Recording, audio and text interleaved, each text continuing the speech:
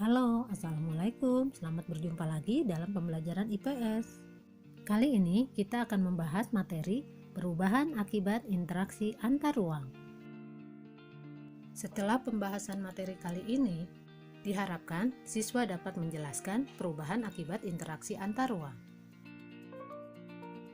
Anak-anak, masih ingatkah materi interaksi antar ruang yang telah kita bahas pada pertemuan awal? Interaksi antar ruang dapat terjadi dalam berbagai bentuk, seperti pergerakan orang, pergerakan barang, dan pergerakan gagasan atau informasi. Semua pergerakan tersebut menimbulkan perubahan, baik bagi daerah tujuan maupun daerah asal. Perubahan apa yang terjadi akibat adanya interaksi antar ruang? Akibat apa yang ditimbulkan oleh adanya interaksi antar ruang? Mari kita simak pembahasan materi ini. Berbagai perubahan akibat interaksi keruangan yaitu sebagai berikut. Pertama, berkembangnya pusat-pusat pertumbuhan.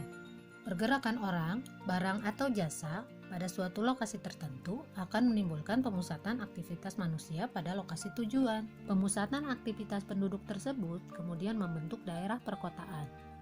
Daerah perkotaan merupakan pusat pertumbuhan suatu wilayah karena sebagian besar aktivitas terkonsentrasi di wilayah perkotaan.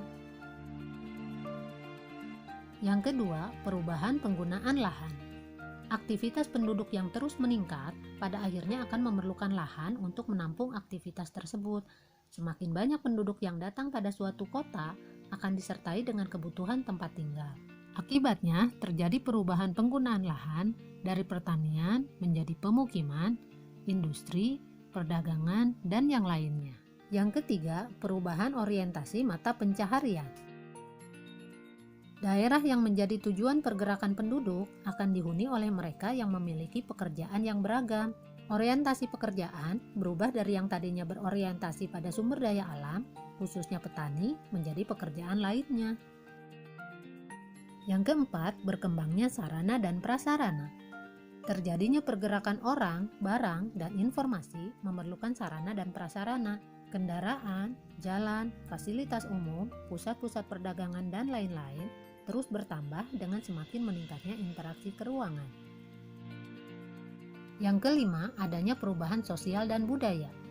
Adanya pergerakan penduduk dari satu tempat ke tempat lainnya akan disertai dengan interaksi sosial. Terjadinya interaksi antar anggota masyarakat tersebut akan disertai pula dengan saling pengaruh terkait dengan norma dan nilai yang dianut oleh masing-masing individu atau kelompok masyarakat.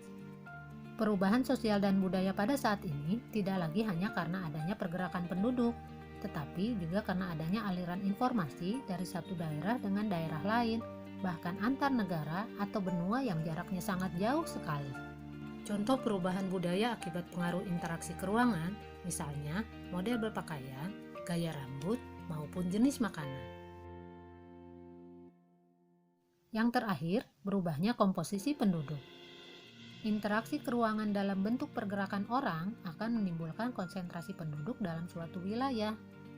Penduduk tersebut memiliki latar belakang yang berbeda-beda, misalnya agama, status sosial, usia, jenis kelamin, mata pencaharian, etnik atau suku bangsa, dan lain-lain. Akibatnya, komposisi penduduk berubah dari yang awalnya relatif seragam, misalnya sebagian besar etnik Sunda, kemudian berkembang menjadi beragam etnik. Anak-anak, sudah paham kan apa saja perubahan dan akibat yang ditimbulkan oleh adanya interaksi antar ruang? Nah, sampai di sini dulu pembahasan materi kita kali ini. Sampai bertemu lagi pada pembahasan materi selanjutnya. Wassalamualaikum warahmatullahi wabarakatuh.